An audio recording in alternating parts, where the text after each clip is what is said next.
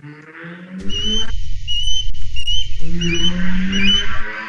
evening, everybody, and hello to the motorcycle in the background there.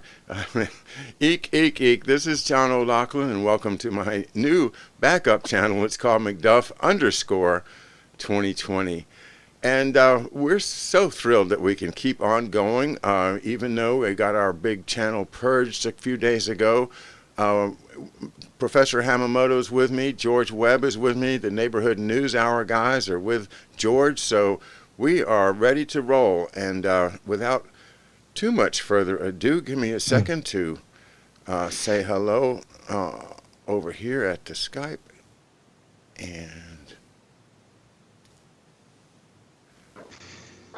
And we'll bring you both up at once. George and Professor Hamamoto, good evening. Welcome to McDuff Channel.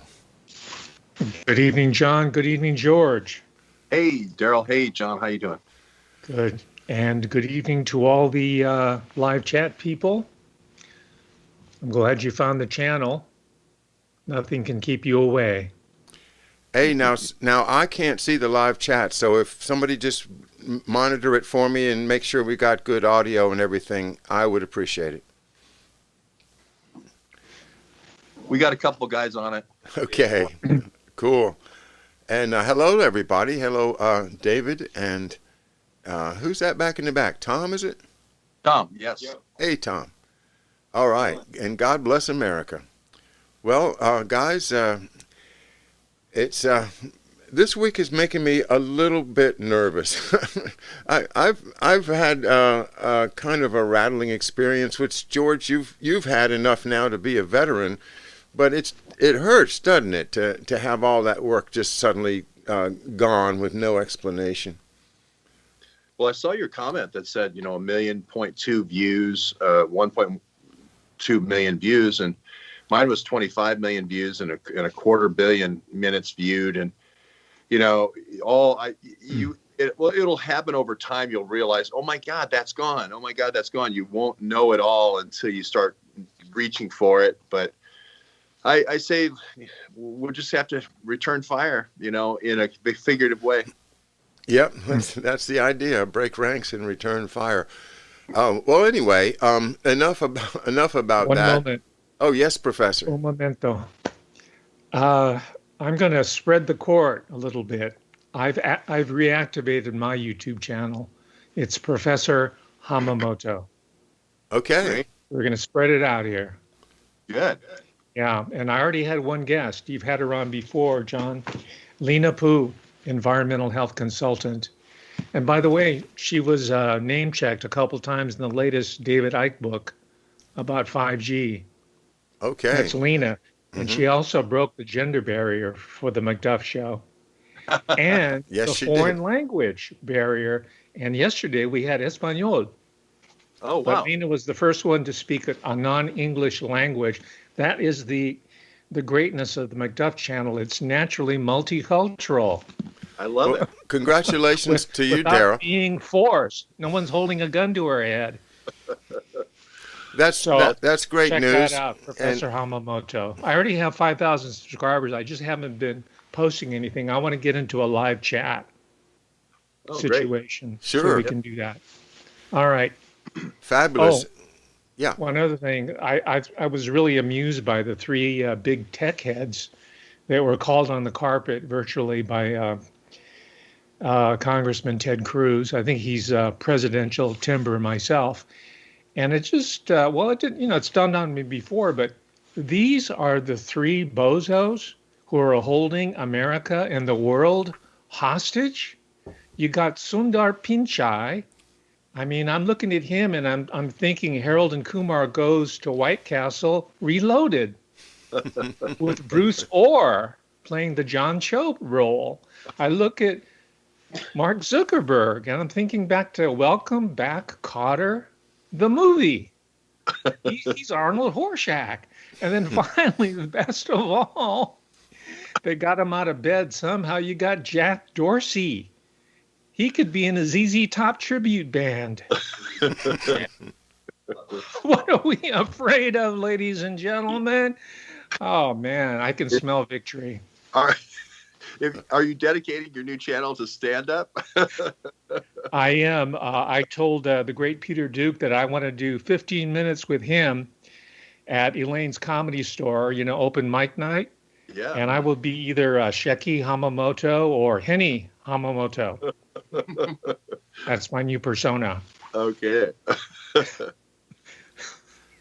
Well, I'm sorry. Go ahead. Those were great lead-ins, and I'll take your lead for the Section 230. John's an expert at the law, but I'm trying to catch up. But Section 230 is the guts of this kind of broad immunity that is enjoyed by those three tech heads to not be sued. And like you said, it allows them to pick and choose what speech is the right speech and what speech is wrong speech, like they did with John's channel and mine. And there's our dog. He's going to be looking for the Bobulinski. Bo going to be looking for the Bobulinski files here in a minute. He's looking for the package that got lost in the mail. He's trying to sniff it out. So the lost UPS. Can I say it? Mr. Bobulinski, Mr. Bob Bobulinski. Mr. Bobulinski, Mr. Bob Bobulinski. Yeah. Bob. You had to be of a certain generation, I guess. But I remember the Beach Boys. That's the Beach Boys. Mr. Bobulinski, Mr. Bob Bobulinski. Yeah. So they can decide what's good speech, what's bad speech. There's the QAnon sort of channel lawsuit that's out there. I kind of went through talking to some of these scholarly lawyers, and they're kind of going down the terms of use route, if you will, a contract route, and then we're kind of going at it at the tort route, meaning you can't be on one hand telling you, oh, hey, invest all this money in the room and hire all these people and get all these things, and then take the idea of neighborhood news and a neighborhood newsroom, go into it yourself, and then cut off your competition that you stole the idea from. And that's extortion of rights and extortion of assets. So we're going to go down the tort route. They're going to go down the contract route. So that's the first lawsuit. And then the second one is last night. I didn't realize Donnie O'Sullivan was going to come out of the swamp and do yet another expose on me and another slam on me. So I decided what they needed was a lawsuit. They've been at 3 years of harassment. That's it after last night. So on CNN. So that's all the news that is news from the Swing State Newsroom here with Dave Underdown. Yep. Hey Dave, how is the newsroom taking the deplatforming Neighborhood News Hour? Is morale still high?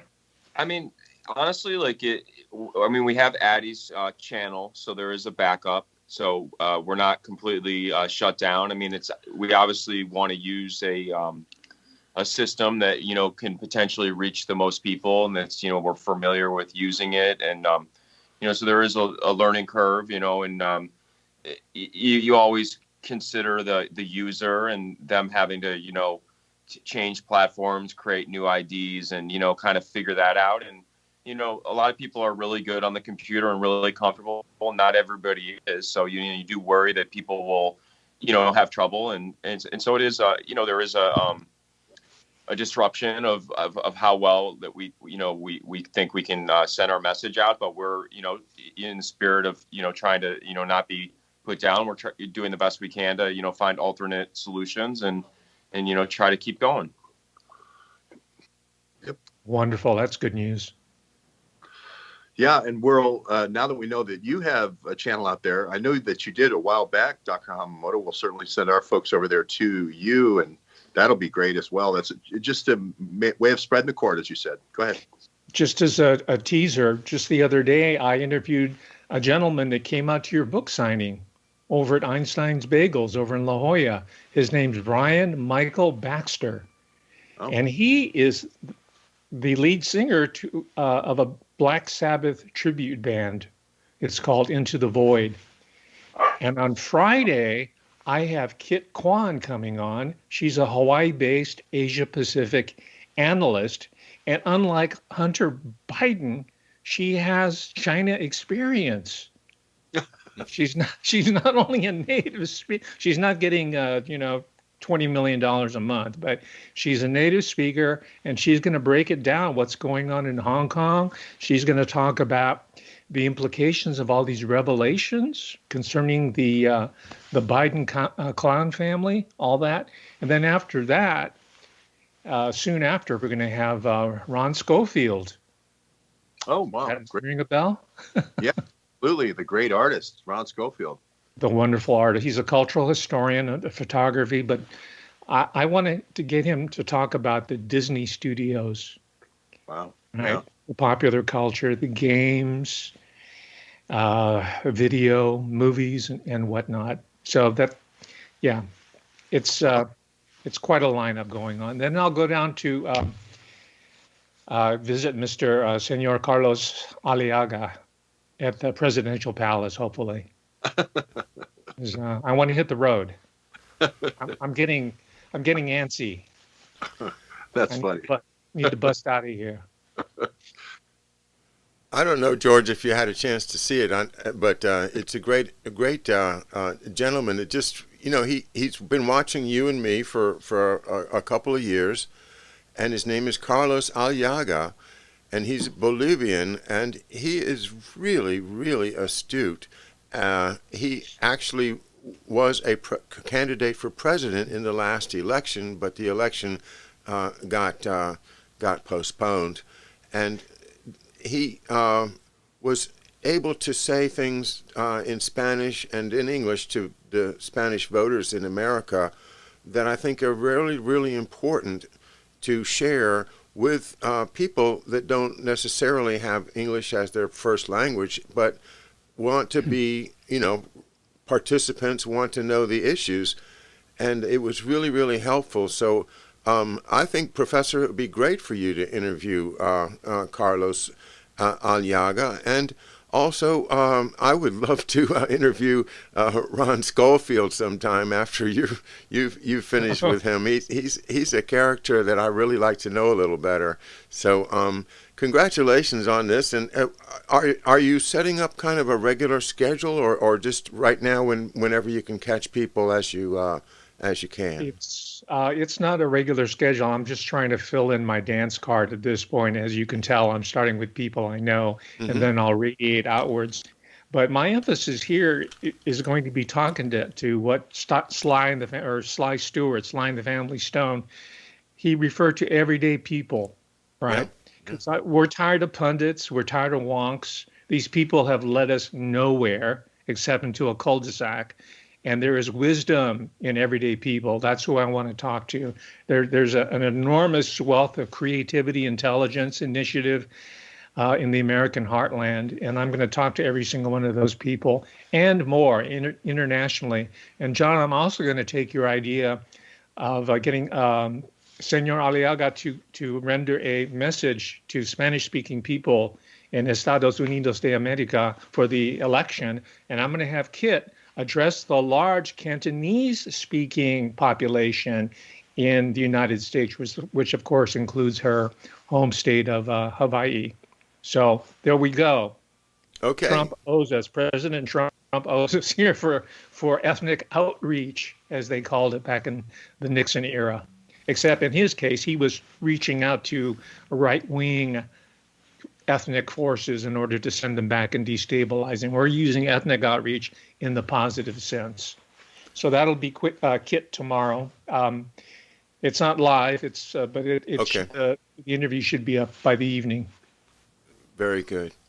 I have to I just have to tag one little thing on there, which is that you hit a really good spot in me that brings back memories.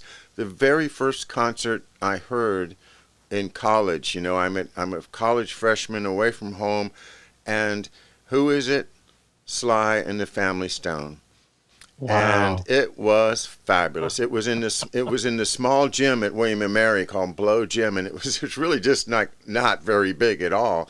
And so it was fabulous, and the most impressive thing to me was the trumpet player. You remember the trumpet lines, da da da da da da. Well, anyway, it was a female. She was a woman who was playing that trumpet, and I was so impressed because I grew up playing brass instruments, and very few women would be playing the trumpet is certainly not with that type of skill up in the high register. So very impressive musicians, but thanks for reminding us the message of everyday people. We are everyday people. And that was Right. that. I just had to toss that in since it brought back a wonderful memory. Wonderful. This is at William and Mary. That's right, yeah. Okay, I remembered your 1970. alma mater, and you remember it's a family affair or family affair, right? Uh-huh. Did they do that? Did they do Dance to the Music? Oh, of course. Okay. Yeah. And you have to watch Woodstock, the original one, not the Okay. later ones. The Sly and the Family Stone set really stole the show. Maybe the Who is up there, but definitely live. Sly, they're out of the Bay Area. They're out of Oakland, East Bay. Mm. Sylvester Stewart. Anyway, yeah. The Hendrix national anthem is also one of the memorable moments from that event. From Woodstock? Yeah. From Woodstock. Yeah. Absolutely. Yeah. Yes, indeed. And Marvin Gaye's version at the NBA All-Star game. Oh, my God. Marvin For that? Gaye. Well, I remember Yes. Super Bowl. That was one when I was in about middle school. That was a memorable one too. Which Yeah. one? Whitney Houston at the Super Bowl, Oh, yeah. Desert Storm or whatever, when she was kind of at her peak of her, stardom. Great. And her aunt, Cissy Houston, I think her name was one of the backup singers in the classic Motown combos. Because, George, you were out in Detroit not that long ago, right? I think they were the Sweet Inspirations. That was her aunt, her auntie. Mm-hmm. Yeah, we've got I'm getting a lot of Motown music exposure here lately, and you mentioned about we down because we lost the channel, and no, our guy Andy just put up the new channel. It's Neighborhood News Studio instead of Neighborhood News Hour. Might even be a better name. Yeah. So if you Google Neighborhood News Studio, you get that, and we're going to get back to 1,000 as your key number, as you guys know, for backup. Start live streaming again. Our GoFund YouTube is about $1,300 right now, so you can find that on GoFundMe. And that's moving along well. We're taking them. I mean, if Biden wins, we're going to pick up right where Bob Ulinsky left off. One of the frustrating things, or if Trump wins, one of the frustrating things about Bob Ulinsky, he's only told us these little bits, right? I mean, it was tantalizing that Bob Ulinsky confirmed some of the things, like Hunter Biden carried the secure BlackBerry, but there was 2 BlackBerries. Then there was also an Apple iPhone. So the questions that Tucker Carlson didn't ask Bob Ulinsky are the things that really trouble me, and they're the easiest questions in the world. When did you meet Hunter Biden in Kazakhstan? When did you meet Hunter Biden in Luxembourg? When did you try to meet Hunter Biden in Monaco on a yacht? Whose yacht was it? Yeah. Whose phone was it? Who had which phones? You showed 3 phones, but whose phones were they? Was that James Biden's phone, Hunter Biden's phone, and your phone? Or whose phones were they? Just the simplest questions in the world that Tucker Carlson kept asking these same repetitive questions all over and over. Are you mad? Are you feel insulted? And all these kind of red meat questions instead of really getting to the news.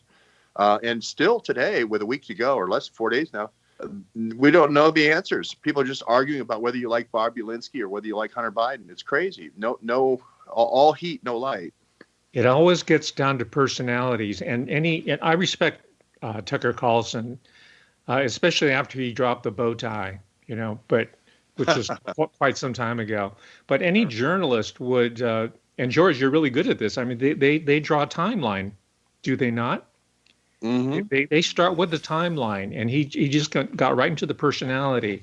And the reason I mention this is because every time he blows an opportunity like that, where potentially millions of people are watching, it always comes rushing back to my mind that his father was the head of Voice of America. Right? I mean, hey, Tucker Carlson, you better step up because you've got a stigma on you, and so you better practice basic journalistic standards because there's going to be people like me who are always going to be thinking about that bugbear. Yeah, you wonder how these easy questions could be missed and how he could spend so much time, a half an hour, on the fact that, he's upset. And I appreciate he's upset. Maybe later there's Bo going for those lost documents. Bo's going for the lost document. And how could how could Tucker Carlson lose the files? I realize sending at UPS is normally pretty secure, but for God's sake, give it to an intern and fly them out there.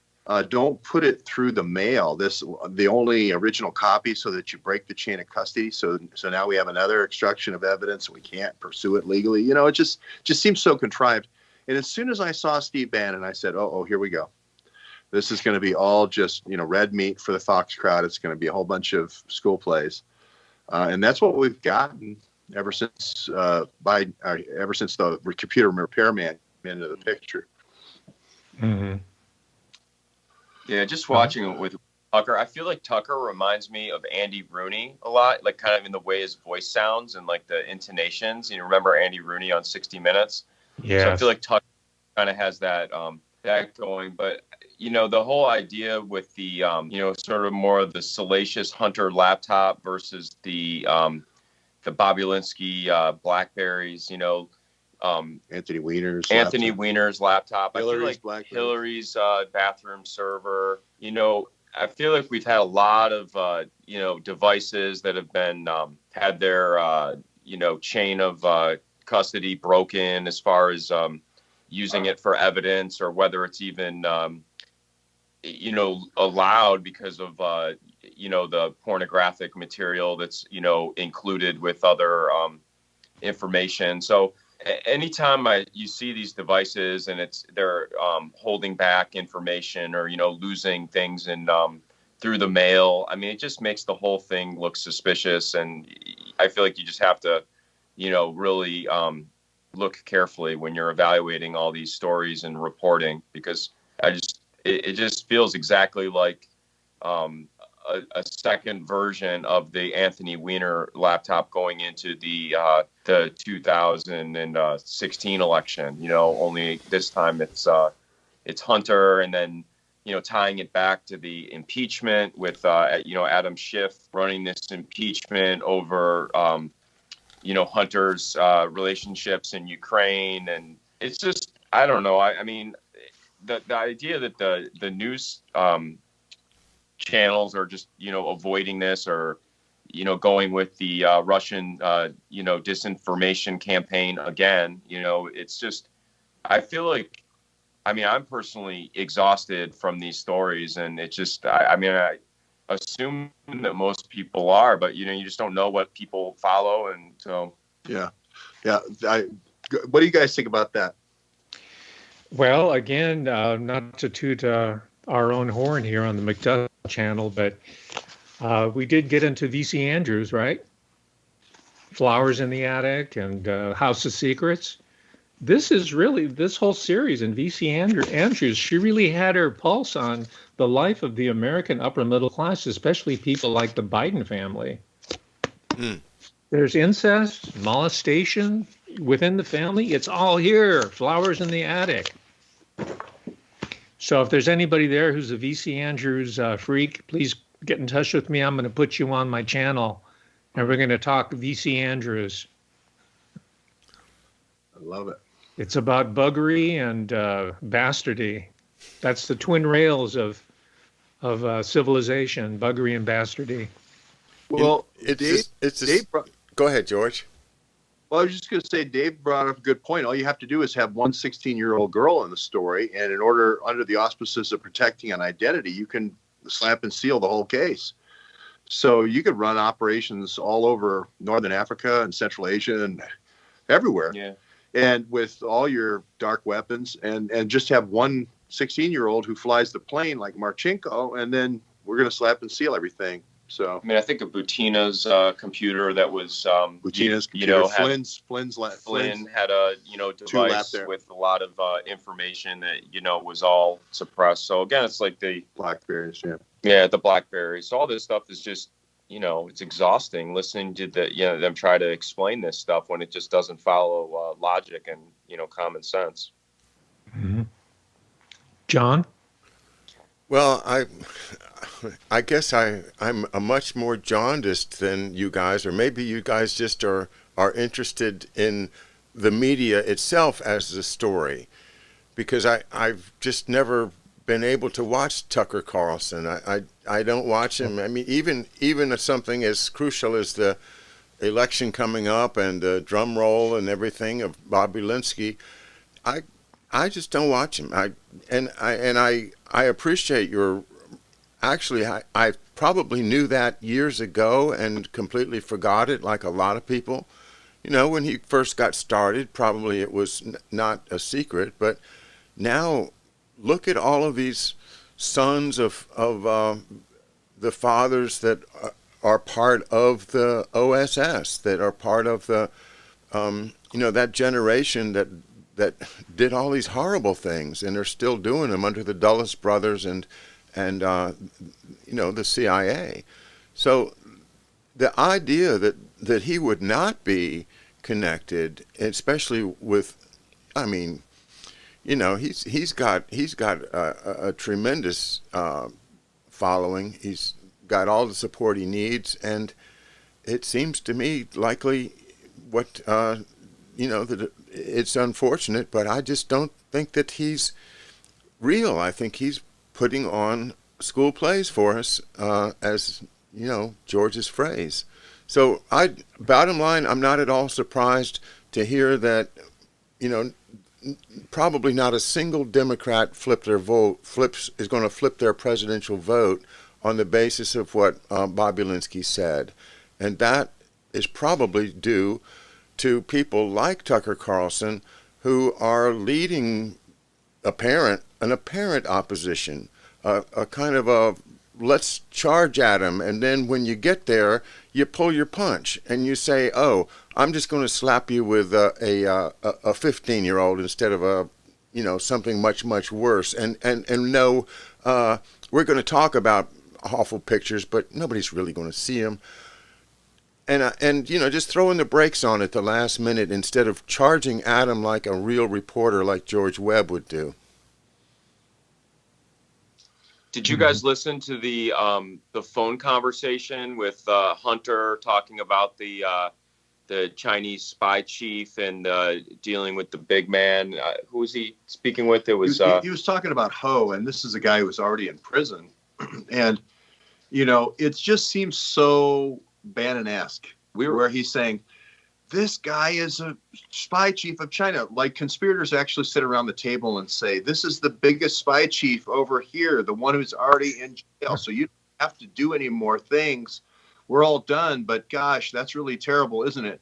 Then it's going to turn out later that there is no land bridge between Hunter Biden and him as a spy chief. I always said Yi was the spy chief, the guy who was running the CEFC, because Yi, I think, is the funnel to all of Chinese intelligence, just like Sechin was the funnel to all Russian intelligence. The Russians were getting the uranium. The Russians were feeding it down to the Chinese. They were putting in these small reactors for fracking and so forth along the Belt and Road, along those key ports.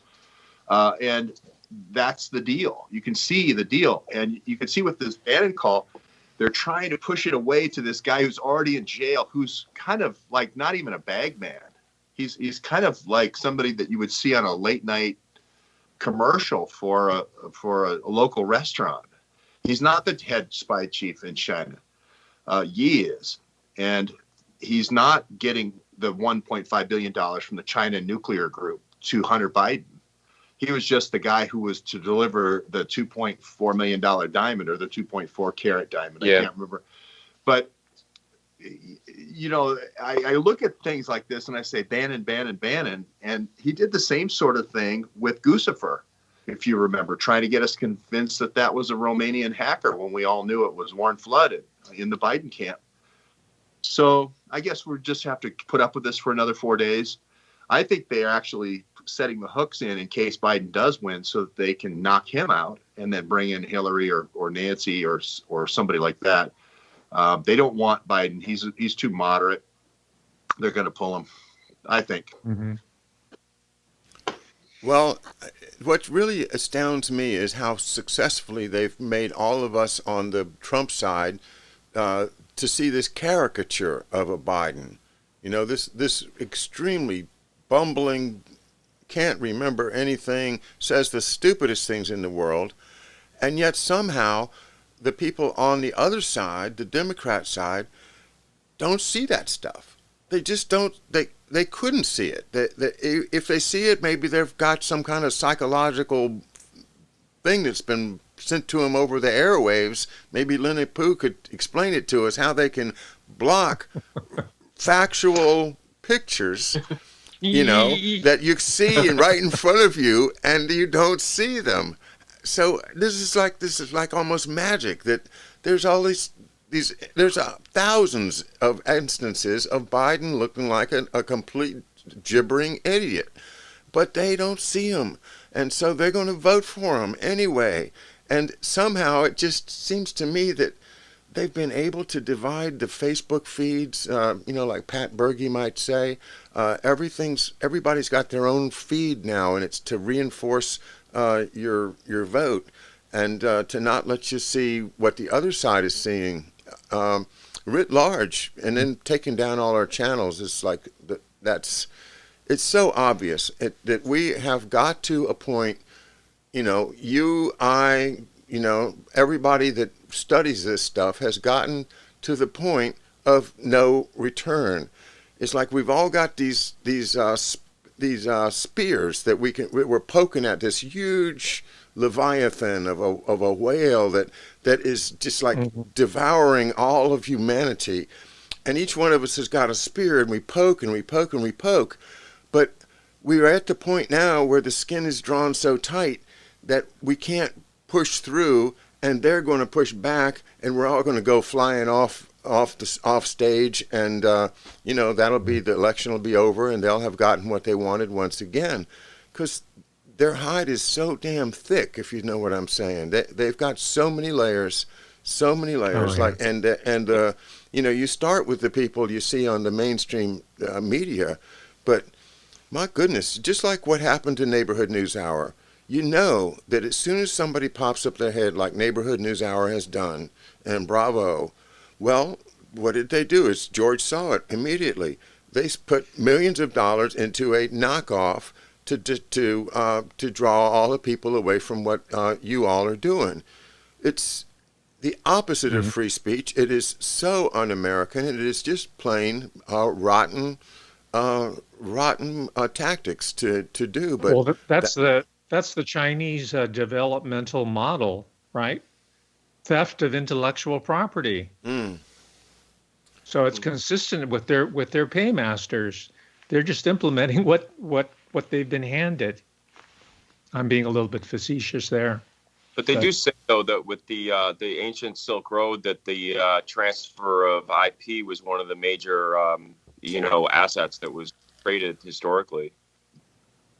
In the other direction. Okay. Yeah, going back and forth. Yeah, going back and forth. And I just thought that it was kind of an endorsement of what we've been saying. We've been talking about Blackberries for 4 years. We've been talking about the fact that the Biden guys were running around with them, doing energy deals. I think a lot of the information that's come in this week has supported that.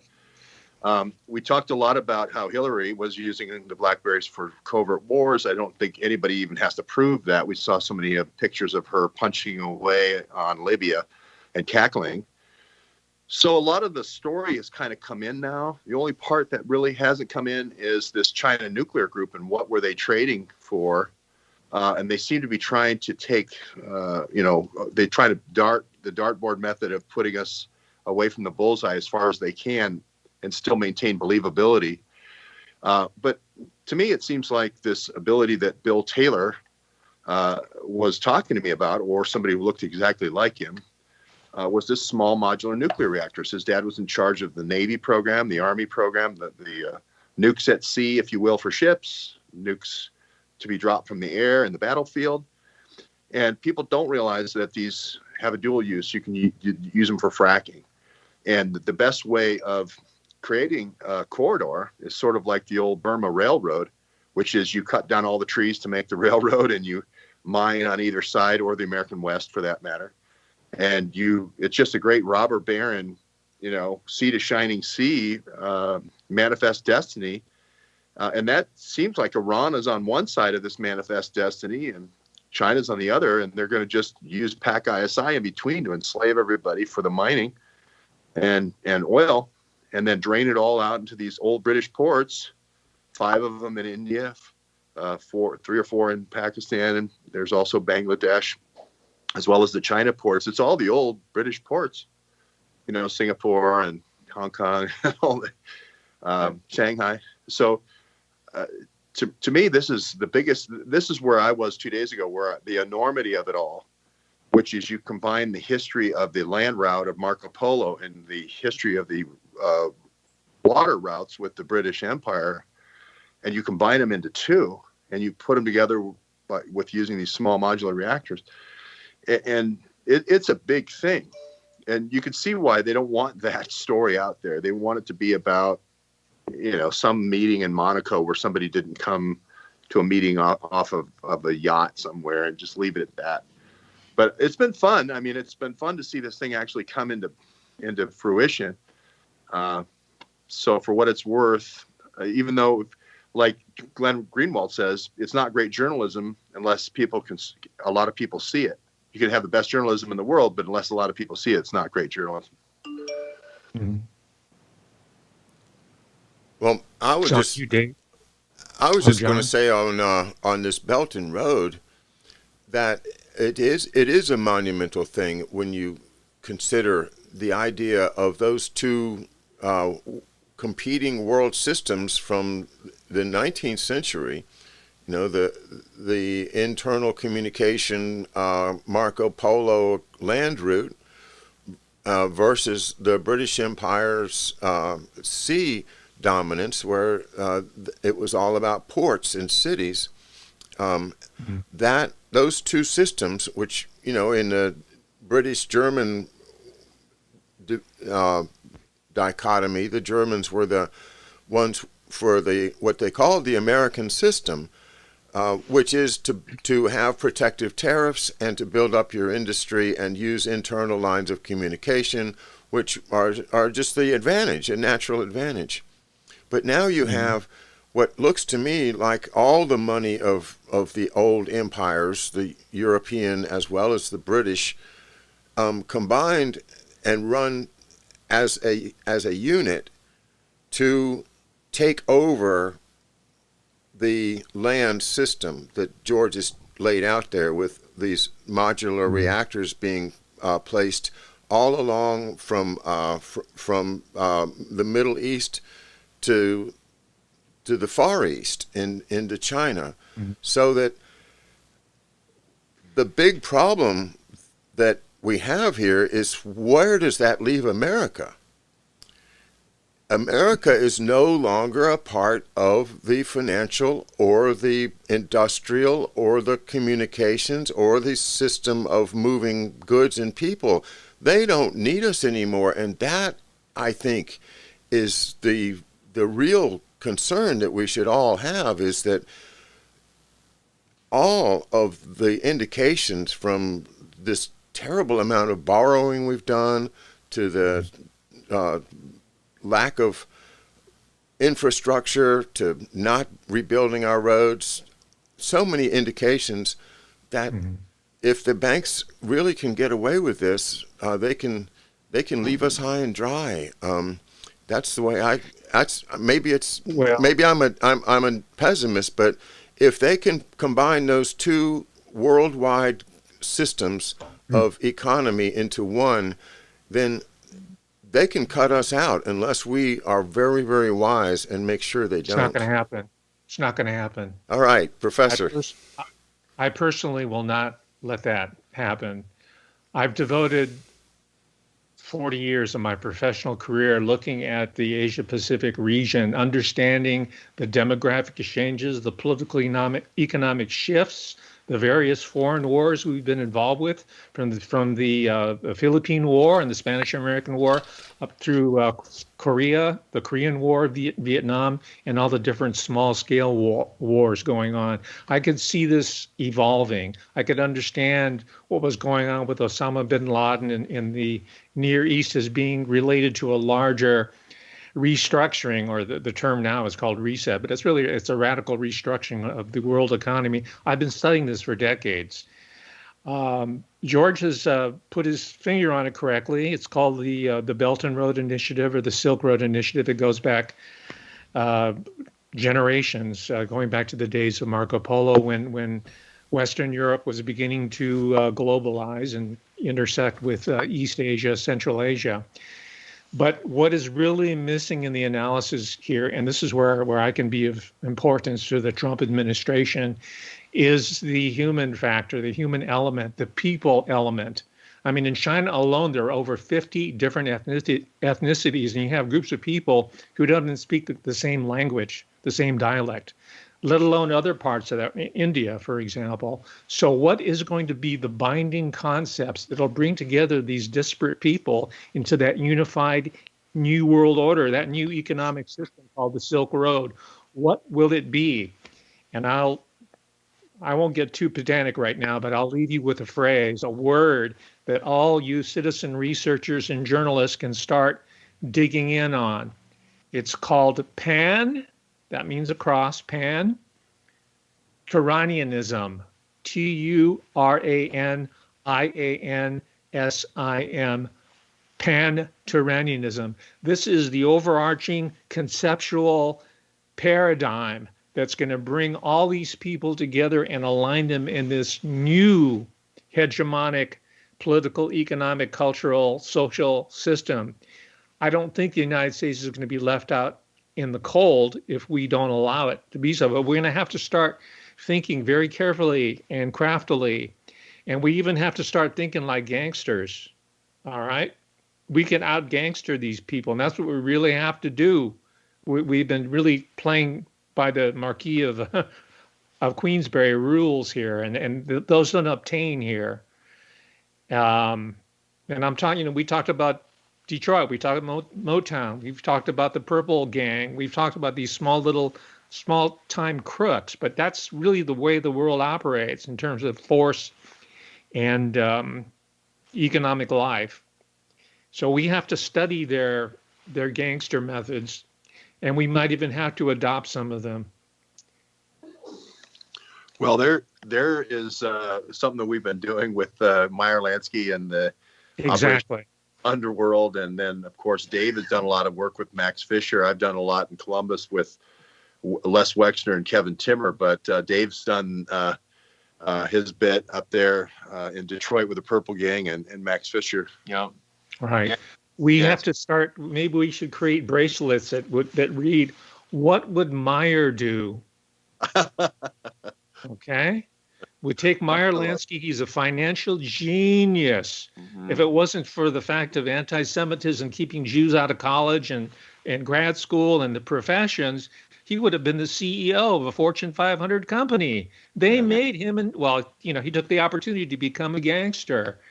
I have nothing against gangsters. I admire them. My father was connected. He was part of the Nisei sort of local group here. One of his associates, sponsors, was the one and only Mickey Cohen out of Chicago. I've told you the story. Going back to the Medici family, these people are the patrons of the art. Berry Gordy III took mob money in order to build Motown. Just go on YouTube and listen to Smokey Robinson or Marvin Gaye a cappella, and you hear the Black Church. Now, that wouldn't have been possible if it had not been for the Detroit Purple Gang. Know what I'm saying? You're on a roll, bro. Yeah. Well, we got our Motown Museum where they cut all those records before they moved out to Los Angeles. But Ittsville, USA. Yeah. Well. That's It's awesome. great music for sure. So anyway, I've played my hand here. We got to go gangster on these people. Well, and it's what's great is there's been so much written about this stuff, and John was so great on his channel when he read all of this kind of into the record. YouTube's kind of set us back a little bit because we don't have it all thumbnailed and indexed like we did.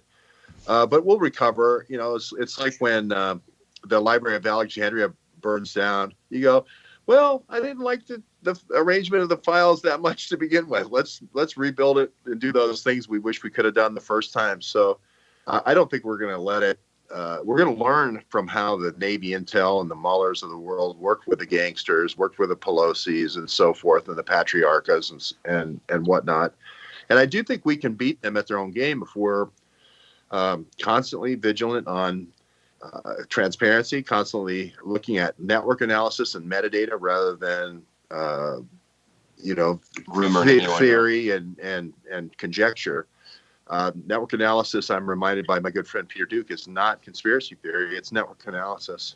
So, and one thing in spirit of what you just said, Professor Hamamoto, that was one of George's comments very early, was to think like a Rockefeller. You know, if you want to think of how you can, pinch out your former partners and take all the resources and have somebody look bad and you come in and look good. I feel like that's the strategy always is trash your partners and then come in as the hero that saved the day. It's bad that you have to think that way, but unfortunately that is the gangster mentality. You got to have your patsies and proxies. You need to know how to use them. That's right. Remember, Meyer Lansky died of old age in his bed peacefully. But to the very end, he always carried a knife on his ankle. Yeah. In his 80s. Yeah.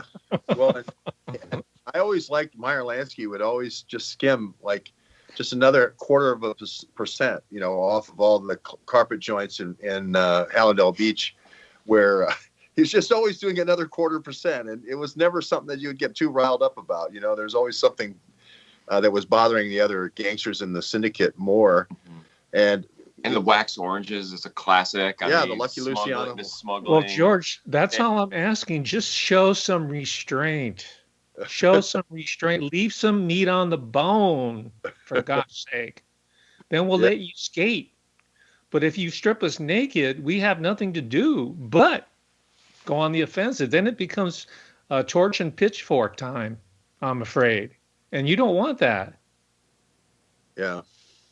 Well, I think we're doing we're recovering well. I think our all of our channels are doing well to keep this in the digging phase and reporting phase. And I hope we don't have to go to that. I don't know what's going to happen after the election, to be honest with you, because it seems like either scenario they're talking about people in the streets and so forth. Hopefully we can avoid that with keeping these witnesses, these fact witnesses, in front of the camera and answering questions. Where, you met in Kazakhstan with James Biden. It looks like the end of the kind of the bookend of this is May of 2017. That's also a week later. I get the Biden BlackBerry, but the beginning of this is September 2015. So help us fill in the timeline here, Bob Ulinsky. When did you go to Kazakhstan with James and Hunter Biden? When did you go to Russia? It could very well be that Hunter Biden, acting as the personal attorney for Yi, which is amazing for this whole Belt and Road. He's the head of the whole Belt and Road for the Chinese intelligence. He goes with Yi to Moscow in 2017 to visit with Vladimir Putin to launder the investment of the CIA and Warren Buffett and others through a company called Rosneft, which is 9 to 10% of the investment. So is Hunter Biden, was he there at that meeting when he met Putin with the 9.5%? Because this is the same thing that they lured at Trump through Carter Page, 9% of Rosneft, if you remember. So it's just like the same crimes they do, they use as lures and put that on the hook and then swing it in front of Trump. So was Carter Page at that same meeting? with Rosneft. That's a great question. Mm-hmm. Was he there? Was Carter in the room? And Bob Ulinsky, do you know Carter Page? Do you know George Papadopoulos, who wrangled all the spies in the Mediterranean for coming in and doing ops on the Trump campaign? So, just interesting questions. Yeah. Have you This is the last Macduff before the election, so I just wanted to get this in. I'm sorry to take us off the topic here, but we have to watch out for the 25th Amendment.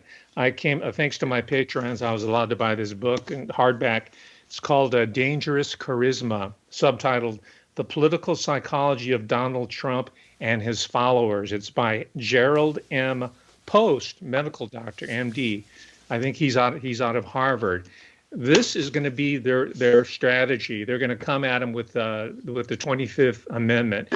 There was a group of Yale-based, primarily psychiatrists and psychologists, that tried this a little while back. But this is the blueprint where they're going to attack President Trump should he be elected. It looks like he probably will. Now, just to put it in context, this guy here is a charlatan. He's a quack. This whole idea that you could come up with a political psychology of a figure has been discredited, but it doesn't matter because these people want to believe in something. His predecessor was Henry Murray of Harvard University. He did a psychobiography of one Adolf Aloysius Schicklgruber / Rothschild, otherwise known as Adolf Hitler. That was Henry Murray. And I'll leave you with this. Henry Murray later on was exposed as the MK Ultra handler of Ted Kaczynski, the Unabomber. Mm. That's his lineage right here. Think of that, ladies and gentlemen, when they go after our President of the United States on the basis of the 25th Amendment to assassinate his character, his sanity, since they couldn't take him down any other way. They're going to use quack psychiatry. And there's a great book, unfortunately, it's published by the Scientology people, the Church of Scientology. It's called Hitler and the Psychiatrists. Psychiatrists have been deployed politically to assassinate characters the world over, from Saddam Hussein, you name it, Kim Jong-il, and now Donald Trump.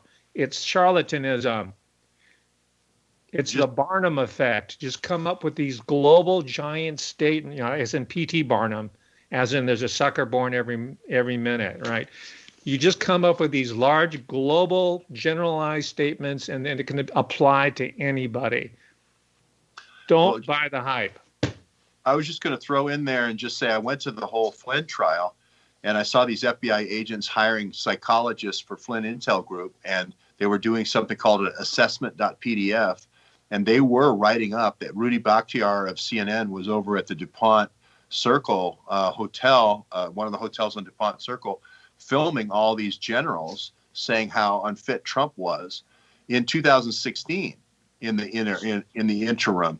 And I think you're exactly right. This is what Sibel Edmonds is saying. If there's going to be a general's coup with the 25th Amendment, if Trump does win, so that was already in place. And I think this Bob Ulinsky thing is the coup because they got so much stuff. If Biden wins, but either way, deep state wins in this one, I think, and that's what we have to expose. Yeah, can't let them get away with it. Well, Hunter is also, he's a Yale lawyer, and then two of the Devin Archer and let's see, Chris Hines were roommates at Yale together too. So there is a lot of Yale in this group. Mm-hmm. So the Yale Medical School, Harvard Medical School, they're all lined up. It's all been bought up anyway mostly by China, right? The infrastructure. So they're going to try to get their man in there, and they're going to try to do it through the magic of psychiatry. Well, because I saw this happen at the university when they started putting psychotherapists in faculty offices, replacing faculty members with psychiatrists and psychologists in order to deal with students. I knew we were in big trouble. We are. So all the institutions are like the police departments are filled with these therapists under the guise of workplace safety or creating safe spaces and non-hostile work environments. The takeover of the psychiatric establishment is the handmaiden of the takeover of the City of London and Wall Street. And then you have your Zoom with Eric Wan, with the telemedicine, I think can tie into that also with the giving a psychological evaluations over a Zoom meeting. Oh Yeah, my that God. was another question. Is why is Hunter Biden say my partner, my partner, my partner, Eric, Eric, Eric, and then no one in the press is saying, well, who is that? And he's saying he's worth $3 billion. Is it Eric Yuan or Eric Schmidt of Google, or Eric Yuan of Zoom, Or Eric Braverman of the Google Foundation now? So who's Eric? These really easy questions that Tucker Carlson could have asked. It's journalism 1A. Yeah. Well, we need our own channel, everybody. We really do. Yeah. Somebody drop about $15 million on us, and I think we can win this thing. But it's right now. Let me just ask one last question of you guys, especially up in the newsroom there. And I think this may be attributable to you all. So I'm going to say congratulations on this achievement. The Washington Times, which is a very Republican conservative newspaper in Washington, is publishing a series on the 5 most contested states for the presidential election, and Michigan is no longer on their list. Huh. And I would say that is definitely attributable to the work of Neighborhood News Hour. And so congratulations on that. But right next door, one of the ones that's big on the list is Wisconsin. So maybe a last moment or two of our show, we could ask you to let us know what you see going on with Wisconsin, and do you accept our congratulations on Michigan? What about Ohio? Ohio. Eddie is a Wisconsin voter, and resident, so. Okay.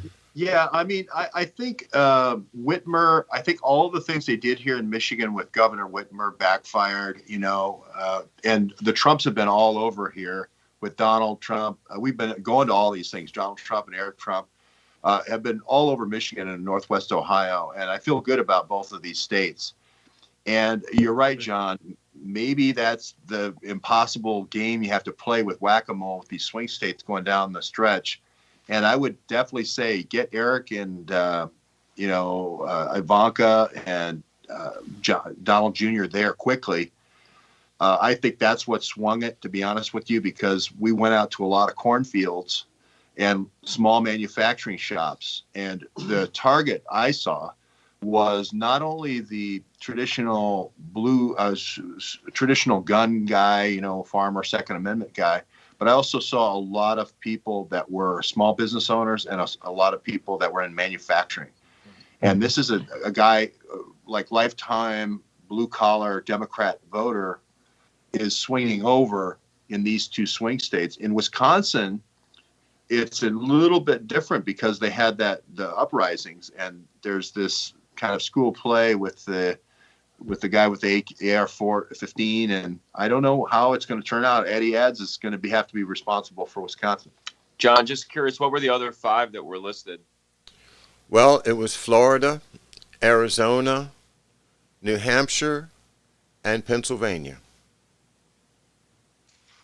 Well, in Pennsylvania, they've almost set up a bidding war for harvested ballots by keeping the thing open for 3 days. Who would send in their ballot if you know you're going to be a swing state? It's going to come down to Pennsylvania. Just hold on your ballot and wait for the best offer. Plus, 3 days after the election, and if it's not a swing state, and somebody wins it in a walk, then your ballot's not worth anything anyway. So this 3-day thing is going to lead to an attempt in Michigan to keep the polls open. Whitmer is going to try that. She tried 21 days. She got overturned by the Supreme Court. And I definitely think Florida is going to get hit with some kind of, additional Imran Awan air filter corona to keep those polls open at least 7 days. So I think we're just starting here with the finish of the election. I think the election is just starting. It'll be interesting. Well, it will be. since, we're almost at Halloween, so I just want to throw something off the wall here. There could be, this is the moment, this is something that Jacques Vallée has been not predicting, but he has a scenario for this going back a number of years. He's a reputable character, by the way. I won't go into his background. But at a moment like this is the moment, this is the perfect time for the staged UFO alien event. It's right around Halloween, too. Just put up that big holograph in the sky, that hologram. Well, we were just talking about the Hungarian Martians, that were all associated with the Manhattan Project and how they were supposed to be the super geniuses, that had the, that helped us get all this technology. So I do, I feel like there is that sort of breadcrumbs out there that they've left, throughout history that they may try to, present something like that. So, yeah, science. These are the master incantationers, the wizards behind the curtain to use their science to make us all, follow the shiny object. Right. Okay, guys. Well, I think that's about a wrap for tonight. And the next time we talk, will we have a new president or will we still be wondering a week from tonight? What do you think? Wondering. President, I think the enemy, the other side, they're going to sue for peace. Dave? They're negotiating right now. They don't want unconditional surrender. They're suing for peace right at this very moment.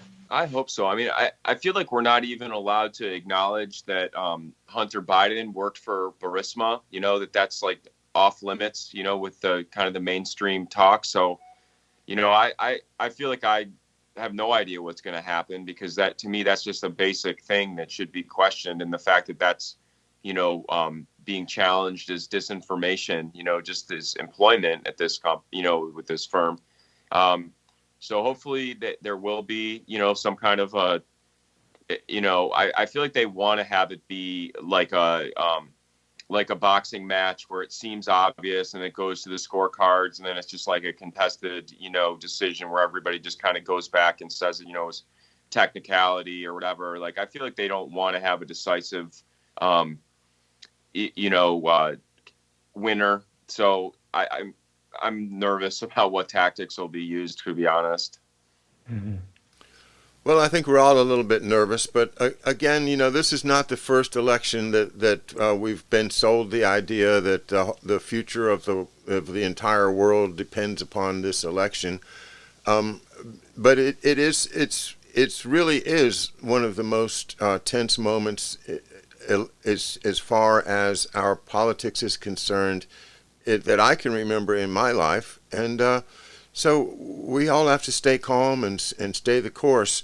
Thank you so much, guys, for being with me. And as for me, I say it's going to be Trump by a landslide.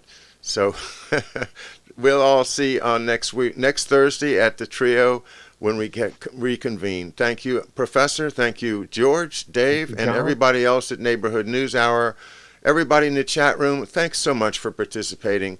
And we will be back. I'll see you in the morning with Minefields at 11 a.m. Eastern Time. Great. Thanks, John. Bye, George. Bye, Dave.